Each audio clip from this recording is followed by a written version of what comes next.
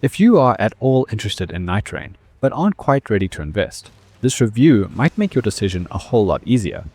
The quick answer is that I don't think you should play it. But don't just take my word for it. Stick around and I'll go through my most important reasons as to why I can't recommend this game to you. Nightreign is a multiplayer spin-off of Elden Ring.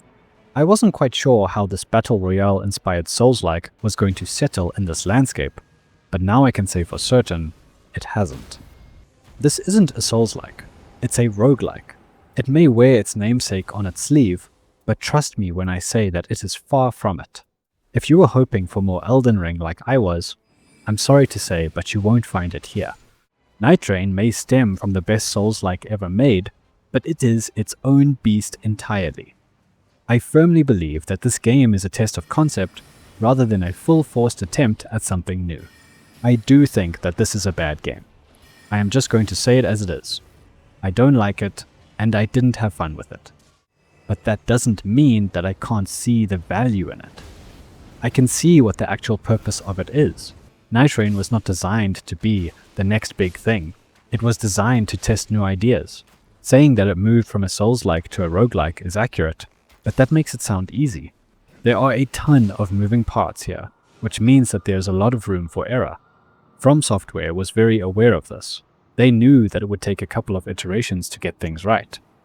Nightreign might not be a good game, but it is just the first iteration. I'm really hoping that it isn't long before this new model can stand on its own 2 feet, because I am very excited to see what else they can cook up. If I enjoyed Elden Ring as much as I did, then how could I come to dislike this so much? Nightreign is fundamentally different. Even though both games share the same engine, they play very differently. While Elden Ring was a slow, explorative journey through the lands between, Nightreign is a mad rush for power that culminates in an epic fight against one of its many Night Lords. It uses a run-based gameplay loop that is split into days and nights. During the 15-minute long days, you will be frantically running around the small, partly generated map to level up and pick up as much gear as you can. The coming of night corrals you into a zone where you will fight a boss before the next day begins. At the end of the 3rd night, you will fight a Night Lord instead. This premise doesn't sound bad.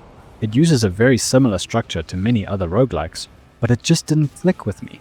I understand how it works, and I did make my way through at least half of the bosses playing alone, but I just didn't enjoy it in the same way that I enjoyed Hades or Risk of Rain. Something just feels missing. I can't quite single out one major reason, but I can go through everything I liked and disliked. If anyone thinks they know what that missing element is, let me know in the comments below. First, I want to establish that I know this is a 3-player game. FromSoft was very open that they have designed it with 3 players in mind. You can play it with 1 or 2 players, and they have tried to balance it, but majority of their efforts have gone into the 3-player experience. With that said, I generally prefer playing single-player games, so I did spend most of my time playing solo. Is it doable? Yes. Does it feel fair? Not really. By playing solo, you are losing 2 teammates that can revive you when you go down, or distract a boss by drawing their attention. The biggest sore point I have with playing solo is that you still can't pause. Obviously you can't pause a multiplayer game, but if I choose the solo option, shouldn't I be allowed to take a break when I want to? I'm not saying you should be able to stop the game mid-combat, or even when exploring, but when I reach a site of grace, which is a safe zone, why can't I pause there? It may seem like a small issue, but this game requires you to spend your time wisely. Any time wasted during your short 15-minute day sets you back. For those who don't regularly have a solid 45 minutes to dedicate to themselves, this game is rendered unplayable. I hope this is something that is addressed for the next entry, because it would massively expand its accessibility. I didn't just play solo, I did play some multiplayer too. It is certainly a much easier way to get through the game. Having other players around to provide support does make everything smoother, but almost too smooth. The reason I enjoy the Souls-like genre as much as I do is because it forces you to learn and play reactively. When you have other players running around, it means you don't have to focus as much. This is not something I enjoy for this style of game. I want to be actively engaged at all times. The multiplayer feels like a different game, while the single player feels like a punishment. And you know, that makes sense to me. Elden Ring was perfected thanks to 13 years worth of games iterating over a single idea. I find it very unlikely that that refined single-player model could be spun into a good multiplayer game in one go. As I mentioned before, Nightreign feels like a testing grounds, and I think there are some tests that are worth noting.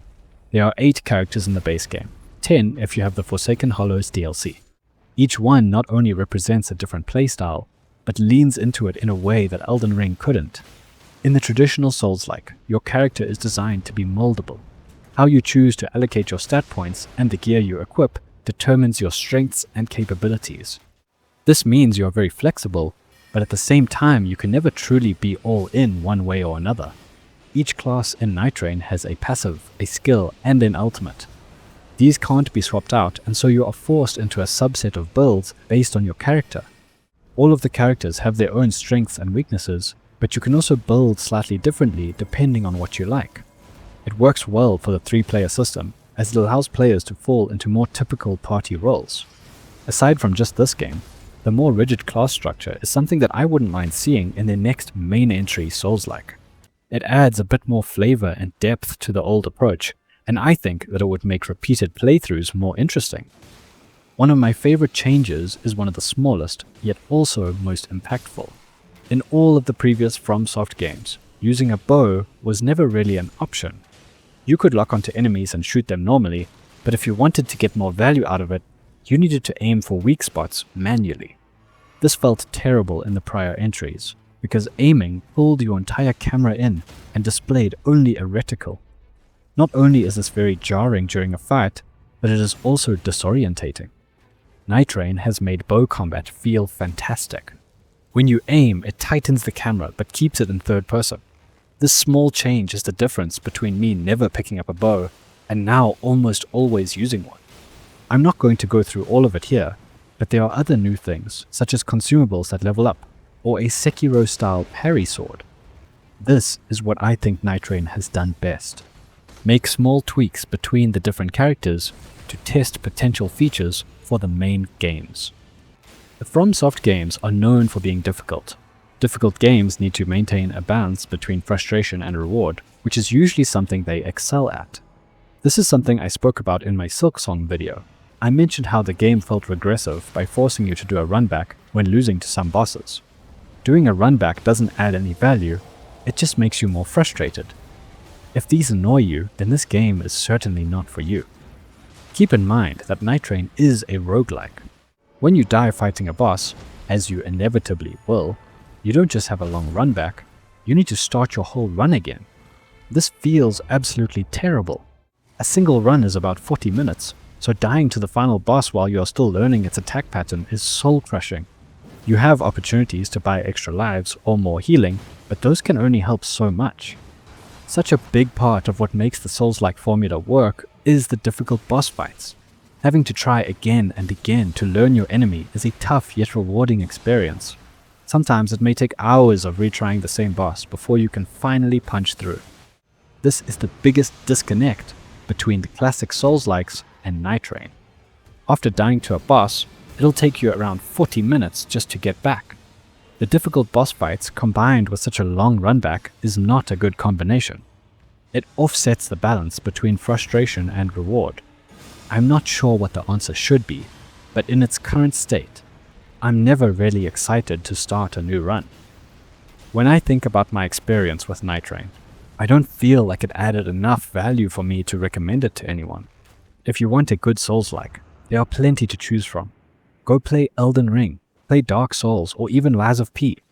Nightreign's purpose was to test new things, and in that regard, I think it did very well. I like the class system they came up with. I like that they are testing new features. But do I like Nightreign? No. It does not feel like a real game. It just feels like a test. It saddens me to say, because I am a huge FromSoft fan, but I cannot recommend Nightreign to you. If you have enjoyed this video and would like to see more content like this, my channel is right here. Let me know in the comments what you would like to see next, and I'll see if I can make it happen. Thanks for watching.